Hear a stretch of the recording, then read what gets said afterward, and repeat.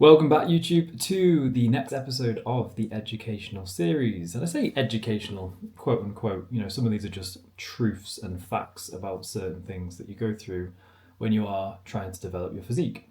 So this episode is on the harsh truth about getting shredded. The reason why we're putting this one together is because, again, I feel like social media is just like the mothership of everything nowadays. Like, I wonder how many people would actually get in shape, or, for example, get on stage or do photo shoots if they couldn't actually post these on social media. And that's something I've thought about for a while. I definitely still would. I did it really before, Instagram became a big platform for posting things like this. So I know I would. Let me know if you would in the comments below. But yeah, anyway, the harsh truth about getting shredded, because it's not all that it's made out to be. Of course, aesthetically, everyone likes to show off the abs, everyone likes to show off the hard work from like a physical standpoint. But there's a few things that people probably don't tell you, especially coaches, I'd say nowadays. They probably try and sell it to be this absolute dream and it's really easy and you won't have any struggles, you'll just cruise through with the right coaching program. And I'm just going to be straight up and honest, like I am on every video, that it's not all positives. There are a few negatives, but again, I think the positives always outweigh the negatives. So one of the pros, and this is going to be like a pro/con, and take the cons with a pinch of salt. Like, they aren't life-threatening, okay, unless you are literally on zero food and whatever else that people might do. So one of the pros, and obviously the best one, I think why most people do it, is you look jacked as fuck topless, okay?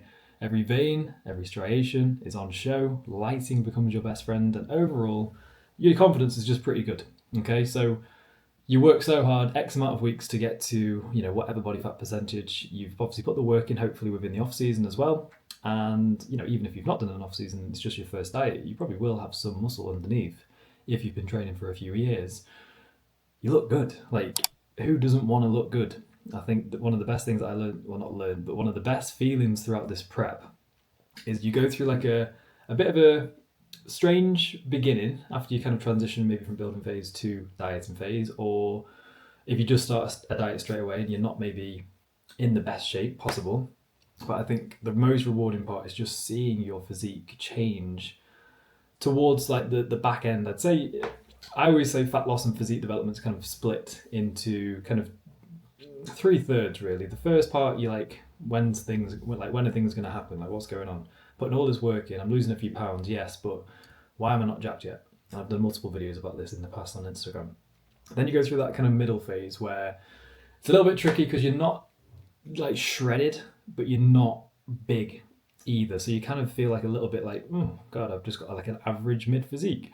And then you get to the last kind of phase, and that's where things get interesting. So like I say, when you put the work in week in, week out, and this is a huge part of it as well, like you do genuinely have to just trust that if you can break through that middle phase, big things will come. And this is something I always used to struggle with when I was earlier on, I'm not going to say younger, but earlier on within my kind of physique development journeys, is I'd always get to that middle point and be like, oh my God, I'm skinny. I'm not even going to get any better than this. So then I'd go straight back into a building phase and then just kind of repeat that cycle year after year. But if you can kind of break through that middle phase and just trust that on the other side is where your physique, where you want it to be, will come out and reveal itself almost.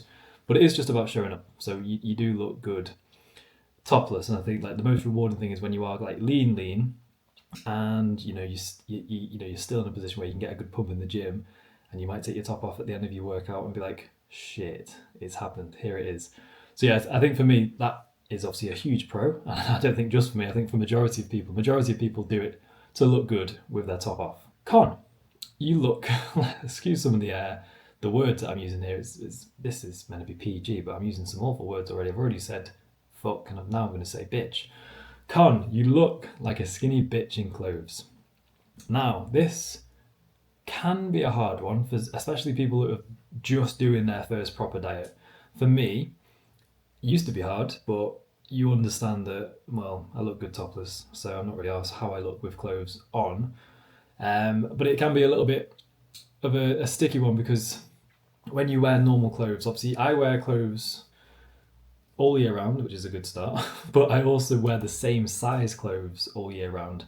So I might have a few t-shirts and hoodies that are a little bit more snug and some that are a little bit more baggy, but generally speaking, I do wear the same clothes and sizes all year round. So when I'm like back end of a diet and I'm like, low in body fat, my overall size isn't huge, when I wear my normal clothes that I'd wear peak bulk, it looks like it drowns me. And I think a lot of people can mentally be a little bit kind of scarred by this because it's like, oh my god, like this t-shirt's hanging off me, which for some people it's quite a nice feeling because they might have been a little bit bigger, but for like most people or most of the guys that I coach anyway, when you wear the same clothes that you wore in your building phase, then at the back end of your diet you think, oh my god, what's going on?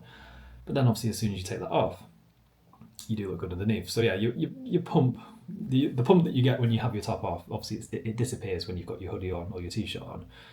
You get comments, and the reason why I put this on this post is because my mum, grandma, probably most family to be fair, I've said your mum will tell you that you look unwell.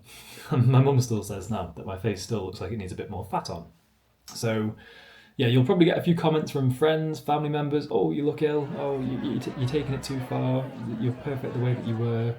I'm sorry. Ignore these people if you are serious about getting jacked. Okay, like yes, you look unwell in clothes. You probably don't even look unwell, but your family and people around you will probably say that. Your gym friends and your friends and possibly partner, they know what's going on underneath that t-shirt. So just ignore comments like that. And yeah, baggy t-shirt. I still wear baggy t-shirts even at the back end of a diet, just because it's comfort. I used to train in like really tight tops in the gym to try and show every kind of muscle possible, even though there wasn't much muscle there when I was younger. Whereas now I literally just train for comfort, hence why I typically wear baggy t-shirts, baggy jumpers and joggers not even half the time, 100% of the time pretty much, unless I'm going out. So yeah, that is a can be a con for some people, but again, just remember why you're doing it. Onto a pro. And I think this for me is the best one. Your discipline goes through the roof, and not just discipline, but just general productivity as well. And anyone who's watching this who has been locked in, bro, in a diet not even towards the back end, if you're doing it right from the start as well. But you've proven that you can stick to a plan no matter what. Structure and routine get dialed in. Mental toughness levels equals unlocked. You've built proper habits and routine to get where you are, to get you to where you are. And generally, and this is really, like, even now I'm still quite prep mindset because it's only been 2 months, so I'm still relatively, and this is why it's so good, because prep doesn't just give you a really good physique, it gives you such good bulletproof habits and routine that does last a lifetime. Like, it's just automatic now for me to wake up early and do my steps, hydrate, electrolytes, get to work. Like, that stays with you forever. And I think a lot of people don't see that side of it as much, but I think, like, generally, like, how productive you are during a prep is unreal. Like, you just get so much done. Don't get me wrong, you might have a little bit of a crash or a very big crash when it comes to like the afternoon time, but because, for me, for example, because I've been so productive in the morning, I'm probably doing twice, if not 3 times as much work or task, whatever I need to get done in that morning, that it doesn't really matter if I don't do anything in the afternoon / evening, because everything's been done in the morning due to that kind of huge spike of productivity.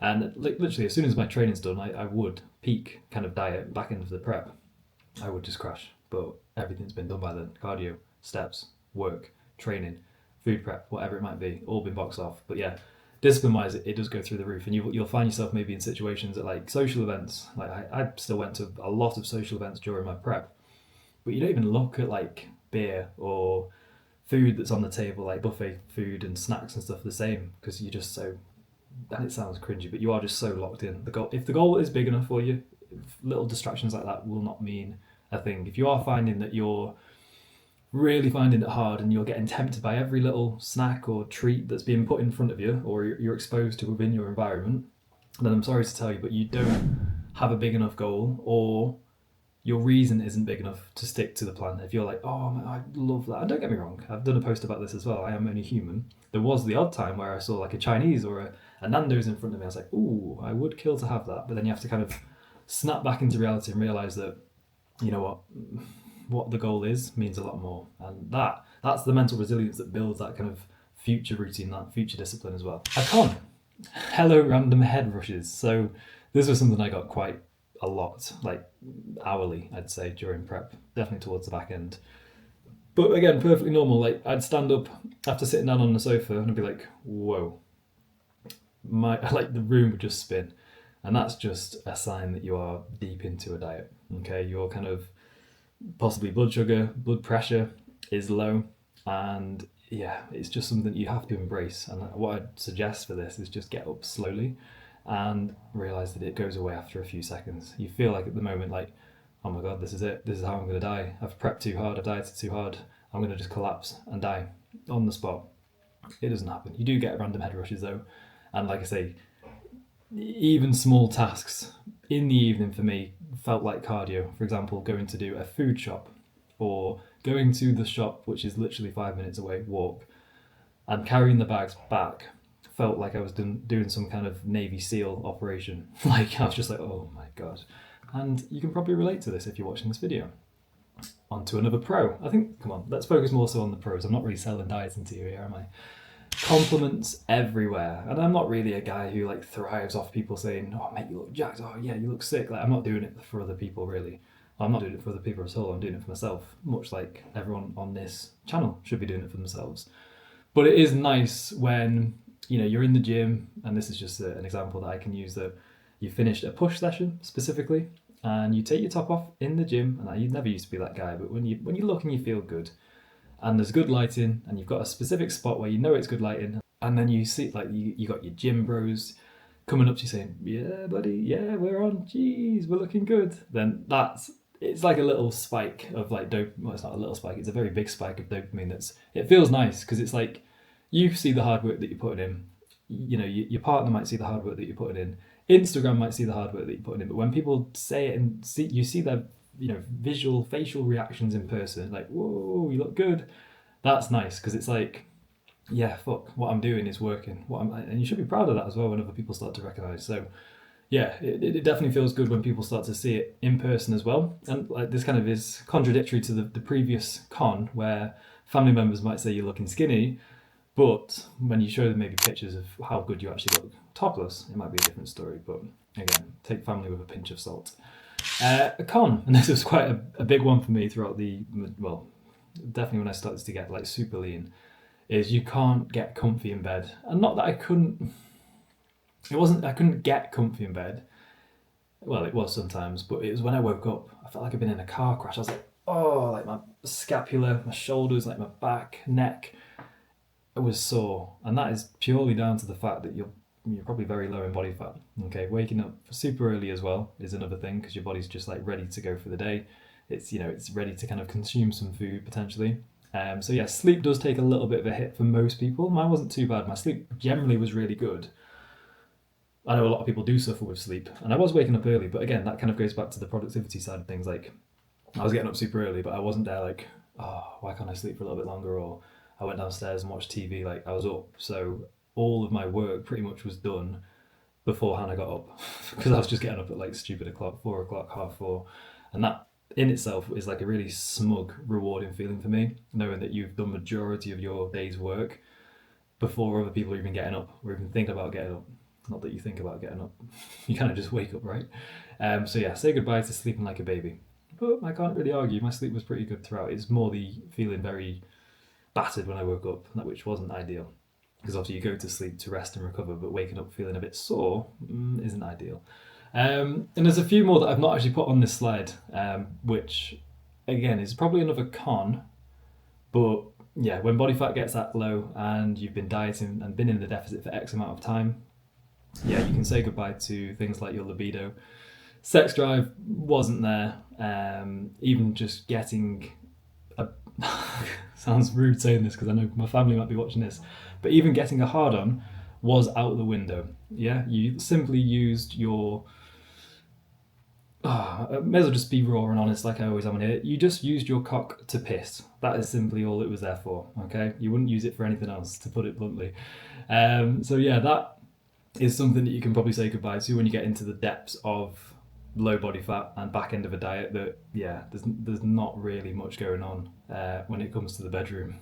Hello Hannah, if you're watching this. And also sorry. But yeah, that's another thing that takes a bit of a hit, and that's purely down to the fact that your testosterone, as a natural, will slowly decline as you get leaner and leaner. Okay, and this is why post-diet, the recovery phase is such an important part of the process, because you need to get from like a homeostasis standpoint, so your hormones being in like a good spot, you need to come out of that diet well, and you need to recover properly, because it's all like you see recovery phase and you think, oh, it's just about getting some body fat back on because for whatever reason, but generally you don't understand what's going on underneath the hood. Like from a hormonal standpoint, it isn't good to be dieting for a prolonged amount of time. Like I couldn't continue to diet after all my shows were done if I didn't want to feel like absolute shit.